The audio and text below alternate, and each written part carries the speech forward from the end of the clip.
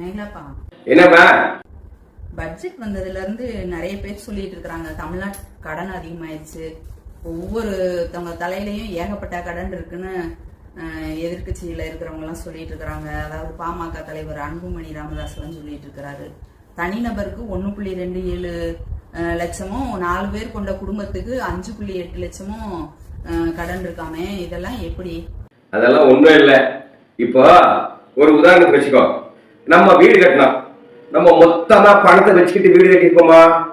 நம்மளுடைய ஊதியம் எவ்வளவு, நம்ம லோன் போட்டது எவ்வளவு, இஎம்ஐ எவ்வளவு, அப்போ எவ்வளவு நம்ம கட்ட முடியுமோ அவ்வளவுக்கு தான் கடன் வாங்குறோம் இல்லைங்களா?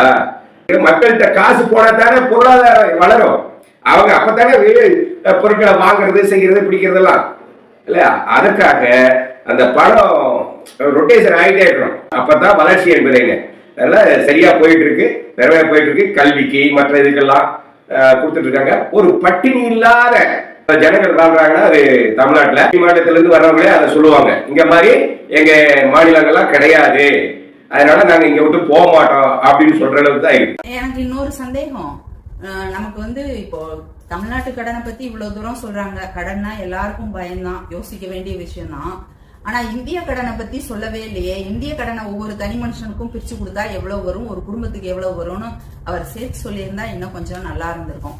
இங்க இவங்க வந்தோடனே கடன் அதிகமாகி போச்சுன்னு கணக்கு போடுறவரு மன்மோகன் இருந்த போது 52 லட்சம் கோடியா சிபிஎம் தலைவர் கனகராஜ் சொன்னதை கேட்டேன்.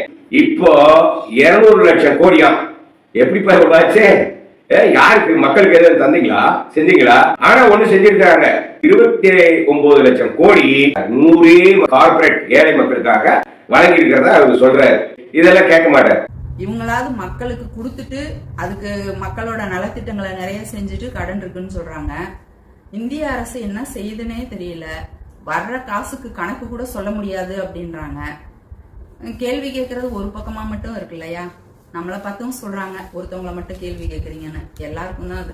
வருவாய் என்பது மேக்சிமம் இந்த மறைமுக வரின்றாங்க இல்லையா, அதுலதான் கிட்டத்தட்ட 20 லட்சம் கோடி.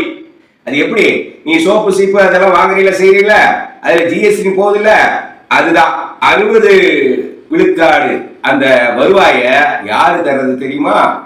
நம்ம உழைக்கும் மக்கள் தான். நேரடி வரியில 2 விதமா இருக்கு. வேலை பார்க்கறாங்களா நம்மள மாதிரி அரசு ஊழியர்கள், மற்றவங்க தனியார் ஊழியர்கள், இவர்கள் கிட்டத்தட்ட 12 லட்சம் கோடி வரி கட்டுறாங்க. ஆனா அந்த ஏழை கார்பரேட்டுகள் அவர்கள் எவ்வளவு தெரியுமா? 10 லட்சம் கோடி. அதெல்லாம் சொல்ல மாட்டாங்க. உழைக்கும் மக்கள் இதெல்லாம் புரிஞ்சுக்கிறோம். நன்றி, வணக்கம்.